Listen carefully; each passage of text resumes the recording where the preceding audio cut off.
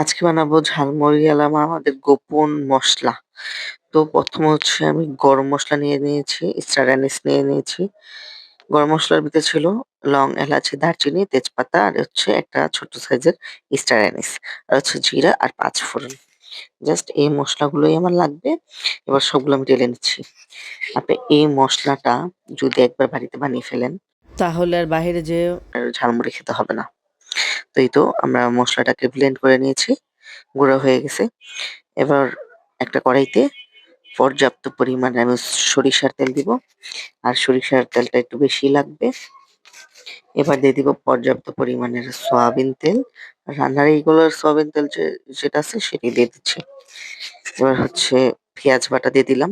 ১ বাটির মতো পেঁয়াজ বাটা। এটাকে আমি ব্লেন্ড করে নিয়েছি। আপনারা চাইলে বাটা বাটতে পারেন। এবার ভালোভাবে এটাকে নাড়াচাড়া দিব। নাড়াচাড়া দিয়ে এটাকে জাস্ট তেলের সাথে মিক্স করে নেব। অনেকক্ষণ পর্যন্ত নাড়াচাড়া দেওয়ার পরে দেখতেই পাচ্ছেন ভালোভাবে মিক্স হয়ে গেছে। তো এবার আমি দিয়ে দিব আদা রসুন বাটা। এখানে আমি ২ চামচ পরিমাণের আদা রসুন বাটা দিয়ে দিচ্ছি। হলুদ গুঁড়া দিয়ে দিলাম। দিয়ে দিলাম ২ টেবিল চামচের মতো মরিচের গুঁড়া। আমি বড় চামচের দিয়েছি। এবার দিয়ে দিব ওই মসলাগুলো ব্লেন্ড করা। আপনারা যে যতটুকু চান কম বেশি করে নিতে পারবেন। এবার দিয়ে দিচ্ছি লবণ ২ টেবিল চামচের মতো আর স্বাদ মতো দিয়ে দিলাম। এবার ভালোভাবে সবগুলোকে আমি মিক্স করে নেব। ভালোভাবে মিক্স করা লাগবে যেন নিচে না লেগে যায়।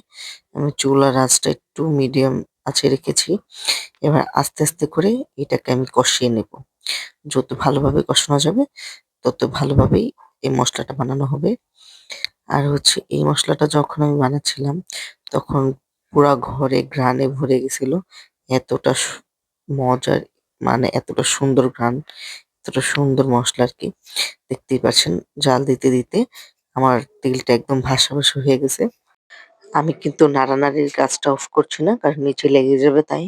আমি অনবরত নাড়া দিচ্ছিলাম।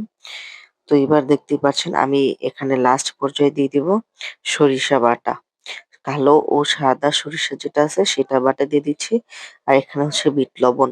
লাস্ট পর্যায়ে অবশ্যই দিতে হবে যেন একটা ঘ্রাণ চলে আসে। তো দেখতেই পাচ্ছেন এবার ভালোভাবে এটাকে মিক্স করে নেব। আমি সবসময় রমজান মাসের আগেই এটা বানিয়ে রাখি। আমার ১ মাস চলে যায় এটা বানিয়ে। কারণ যখন মুড়ির সাথে দিই তখন খেতে খুবই ভালো লাগে। এই মুড়ির মসলাটা আমার অনেক বেশি রিকোয়েস্ট ছিল আবার দেখানোর। তো আমার ফ্যামিলিও এটা খুবই পছন্দ করে। আমি যাকে এটা খাওয়িয়েছি সবাই আরকি আমার এটার প্রশংসা করেছে। তাই আমি সবসময় এটাকে বানিয়ে নরমাল ফ্রিজে রেখে দেই প্রায় ২ থেকে ৩ মাসের মতো। এর আগেই আমার শেষ হয়ে যায়, যেটা সত্য কথা। এবার হচ্ছে আমি মুড়ি মাখাবো। পেঁয়াজ, কাঁচামরিচ, টমেটো, শসা, ধনিয়া পাতা, আবার ২-৩ থেকে ৩ চামচ পরিমাণের মসলাগুলো দিয়ে ভালোভাবে চটকি এবারে জাস্ট মুড়ি দিয়ে দিব।